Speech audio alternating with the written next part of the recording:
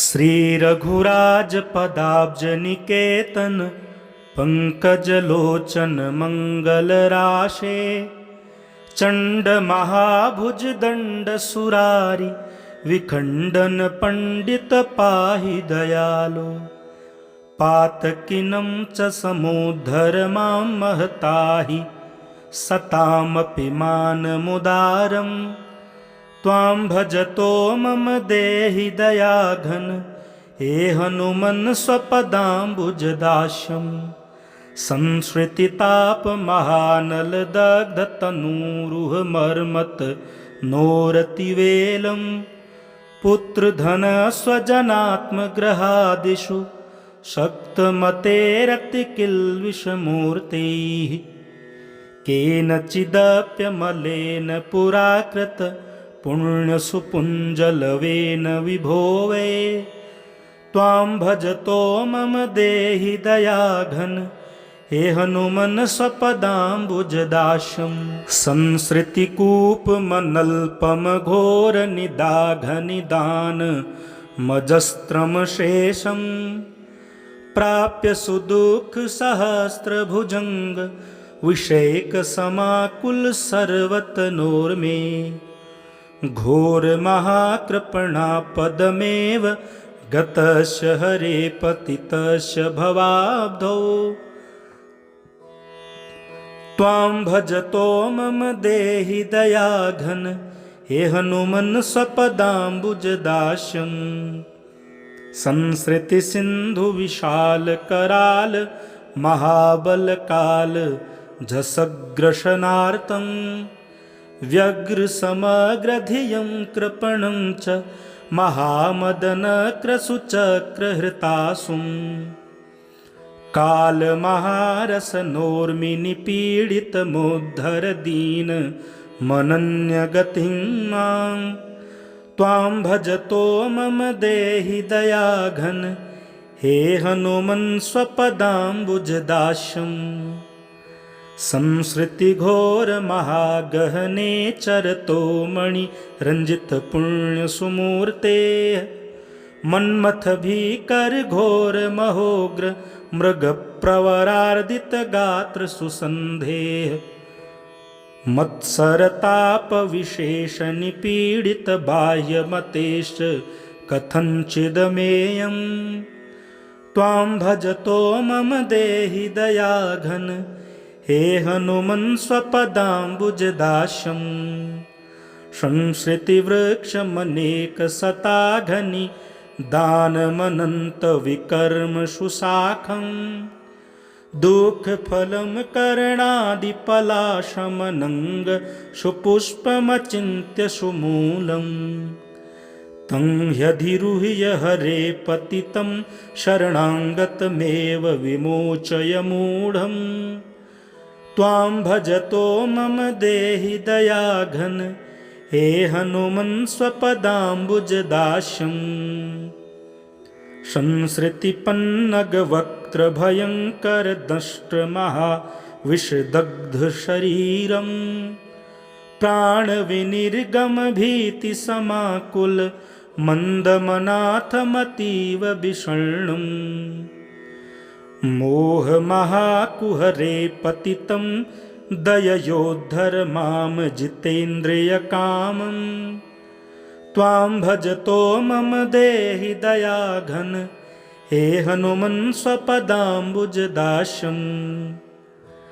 इन्द्रियनामकचौरगणैर्हृततत्त्वविवेक महाधनराशिं संसृतिजालनिपातितमेव महाबलिभिश्च विखण्डितकायम् त्वत्पदपद्ममनोत्तममाश्रितमाशु कपीश्वर पाहि कृपालो त्वां भजतो मम देहि दयाघन हे हनुमन् स्वपदाम्बुजदास्यम् ब्रह्ममरुद्गणरुद्रमहेन्द्र किरीट सुकोटिलसत्पदपीठम् दाशरथिं जपति क्षितिमण्डल एष निधाय सदैव हृदब्जे तस्य हनुमत एव शिवङ्करमष्टकमेतदनिष्टहरं वै।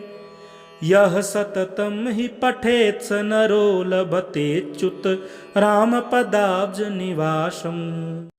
श्रीरघुराजपदाब्जनिकेतन पंकजलोचन मंगलराशे। चण्डमहाभुज दण्डसुरारि विखण्डन पण्डित पाहि दयालो। पातकिनं च समुद्धर मां महताहि सतामपि मानमुदारम्। त्वां भजतो मम देहि दयाघन हे हनुमन् स्वपदाम्बुजदास्यम्। संसृतितापमहानलदग्धतनूरुह नोरतिवेलं। पुत्रधनस्वजनात्मग्रहादिषु शक्तमतेरतिकिल्बिषमूर्तिः। केनचिदप्यमलेन पुराकृत पुण्यसुपुञ्जलवेन विभो वै।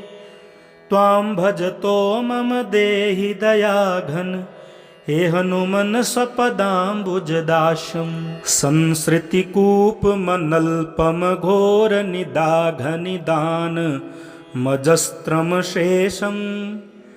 प्राप्य सुदुःखसहस्रभुजङ्ग विषेकसमाकुल सर्वतनोर्मे। घोरमहाकृपणापदमेव गतस्य हरे पतितस्य भवाब्धौ। त्वां भजतो मम देहि दयाघन हे हनुमन् स्वपदाम्बुजदास्यम्। संसृतिसिन्धुविशाल कराल महाबलकाल झषग्रशनार्तं। व्यग्रसमग्रधियं कृपणं च महामदनक्रसुचक्रहृतासुं। कालमहारसनोर्मिनिपीडितमुद्धर दीनमनन्यगतिं मां। त्वां भजतो मम देहि दयाघन हे हनुमन् स्वपदाम्बुजदास्यम्। संसृतिघोरमहागहने चरतो मणिरञ्जितपुण्यसुमूर्तेः। मन्मथभीकरघोरमहोग्र मृगप्रवरार्दितगात्रसुसन्धेः। मत्सरतापविशेषनिपीडितबाह्यमतेश्च कथञ्चिदमेयम्। त्वां भजतो मम देहि दयाघन हे हनुमन् स्वपदाम्बुजदास्यम्। संसृतिवृक्षमनेकशताघनि दानमनन्तविकर्मसुशाखम्। दुःखफलं करणादिपलाशमनङ्ग सुपुष्पमचिन्त्य सुमूलम्। तं ह्यधिरुह्य हरे पतितं शरणागतमेव विमोचय मूढम्।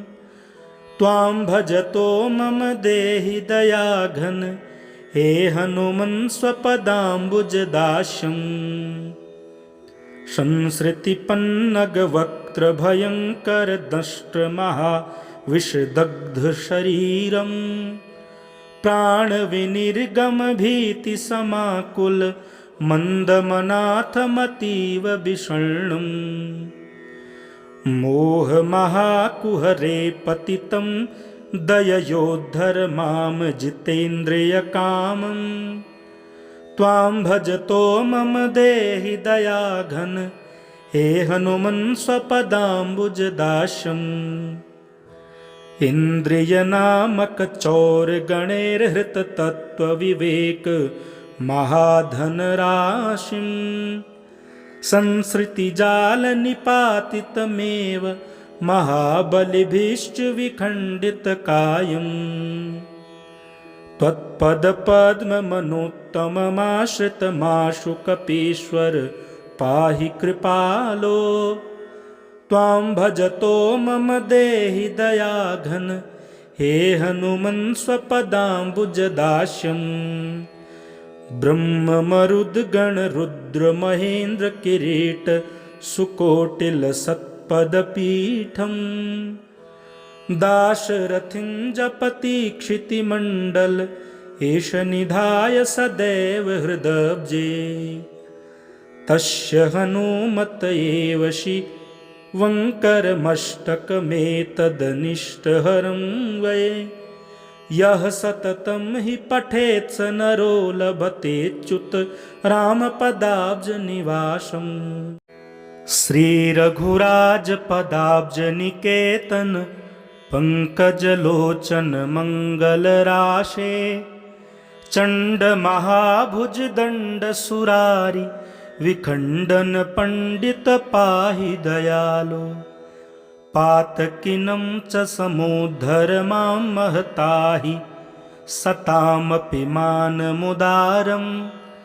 त्वां भजतो मम देहि दयाघन हे हनुमन् स्वपदाम्बुजदास्यम् संसृतितापमहानलदग्धतनूरुहमर्मत नोरतिवेलं पुत्रधनस्वजनात्मग्रहादिषु शक्तमतेरतिकिल्बिषमूर्तैः केनचिदप्यमलेन पुराकृत पुण्यसुपुञ्जलवेन विभो वै त्वां भजतो मम देहि दयाघन हे हनुमन् स्वपदाम्बुजदास्यम्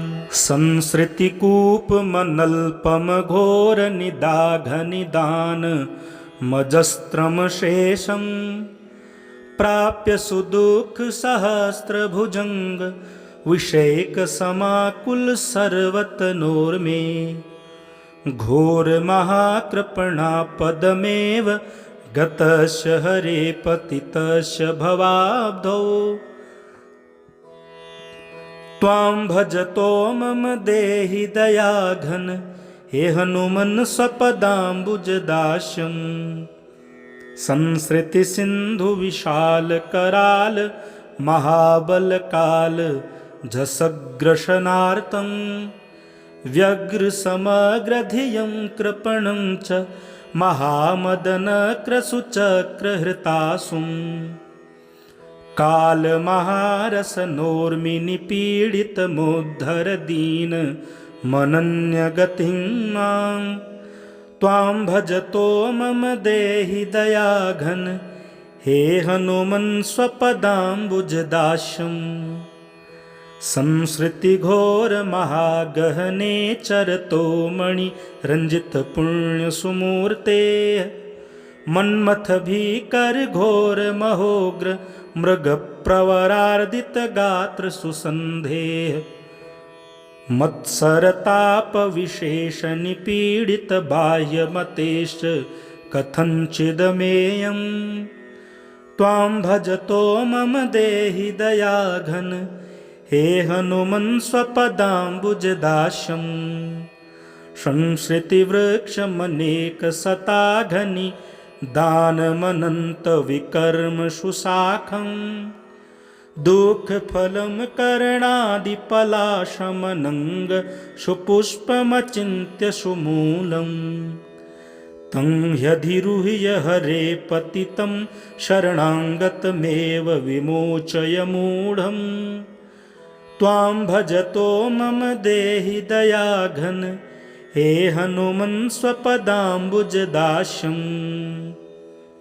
संसृतिपन्नगवक्त्रभयङ्करदंष्ट्रमहाविषदग्धशरीरं प्राणविनिर्गमभीतिसमाकुल मन्दमनाथमतीव विषण्णम् मोहमहाकुहरे पतितं दययोद्धर मां जितेन्द्रियकामं त्वां भजतो मम देहि दयाघन हे हनुमन् स्वपदाम्बुजदास्यम् इन्द्रियनामकचौरगणैर्हृततत्त्वविवेक महाधनराशिं संसृतिजालनिपातितमेव महाबलिभिश्च विखण्डितकायम् त्वत्पदपद्ममनोत्तममाश्रितमाशु कपीश्वर पाहि कृपालो। त्वां भजतो मम देहि दयाघन हे हनुमन् स्वपदाम्बुजदास्यम्। ब्रह्म मरुद् गण रुद्र महेन्द्र किरीट सुकोटिल सत्पदपीठम्। दाशरथिं जपति क्षितिमण्डल एष निधाय सदैव हृदब्जे। तस्य हनुमत एव शिवङ्करमष्टकमेतदनिष्टहरं वै। यः सततं हि पठेत् स नरो लभतेच्युत रामपदाब्जनिवासम्। श्रीरघुराजपदाब्जनिकेतन पङ्कजलोचन मङ्गलराशे। चण्डमहाभुजदण्डसुरारि विखण्डन पण्डित पाहि दयालो। पातकिनं च समुद्धर मां महताहि सतामपि मानमुदारम्। त्वां भजतो मम देहि दयाघन हे हनुमन् स्वपदाम्बुजदास्यम्। संसृतितापमहानलदग्धतनूरुहमर्मत नोरतिवेलम्। पुत्रधनस्वजनात्मग्रहादिषु शक्तमतेरतिकिल्बिषमूर्तिः। केनचिदप्यमलेन पुराकृत पुण्यसुपुञ्जलवेन विभो वै। त्वां भजतो मम देहि दयाघन हे हनुमन् स्वपदाम्बुजदास्यम्। संसृतिकूपमनल्पमघोरनिदाघनिदानमजस्त्रमशेषम्।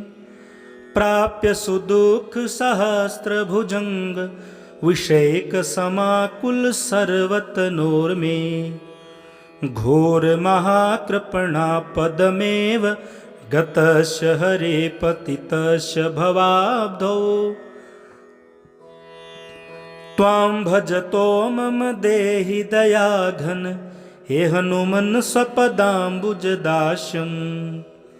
संसृतिसिन्धु विशाल कराल महाबलकाल झषग्रशनार्तं। व्यग्रसमग्रधियं कृपणं च महामदनक्रसुचक्रहृतासुम्। कालमहारसनोर्मिनिपीडितमुद्धर दीन मनन्यगतिं मां। त्वां भजतो मम देहि दयाघन हे हनुमन् स्वपदाम्बुजदास्यम्। संसृतिघोरमहागहने चरतो मणिरञ्जितपुण्यसुमूर्तेः। मन्मथभीकरघोरमहोग्र मृगप्रवरार्दितगात्रसुसन्धेः। मत्सरतापविशेषनिपीडितबाह्यमतेश्च कथञ्चिदमेयम्। त्वां भजतो मम देहि दयाघन हे हनुमन् स्वपदाम्बुजदास्यम्। संसृतिवृक्षमनेकशताघनि दानमनन्तविकर्मसुशाखम्। दुःखफलं करणादिपलाशमनङ्ग सुपुष्पमचिन्त्य सुमूलम्। तं ह्यधिरुह्य हरे पतितं शरणागतमेव विमोचय मूढम्। त्वां भजतो मम देहि दयाघन हे हनुमन् स्वपदाम्बुजदास्यम्। संसृतिपन्नगवक्त्रभयङ्करदंष्ट्रमहाविषदग्धशरीरम्। प्राणविनिर्गमभीतिसमाकुल मन्दमनाथमतीव विषण्णम्। मोहमहाकुहरे पतितं दययोद्धर मां जितेन्द्रियकामम्। त्वां भजतो मम देहि दयाघन हे हनुमन् स्वपदाम्बुजदास्यम्। इन्द्रियनामकचौरगणैर्हृततत्त्वविवेक महाधनराशिं संसृतिजालनिपातितमेव महाबलिभिश्च विखण्डितकायम् त्वत्पदपद्ममनोत्तममाश्रितमाशु कपीश्वर पाहि कृपालो त्वां भजतो मम देहि दयाघन हे हनुमन् स्वपदाम्बुजदास्यम् ब्रह्ममरुद्गणरुद्रमहेन्द्रकिरीट सुकोटिलसत्पदपीठम् दाशरथिं जपति क्षितिमण्डल एष निधाय सदैव हृदब्जे तस्य हनुमत एव शिवङ्करमष्टकमेतदनिष्टहरं वै यः सततं हि पठेत् स नरो लभतेच्युत रामपदाब्जनिवासम्।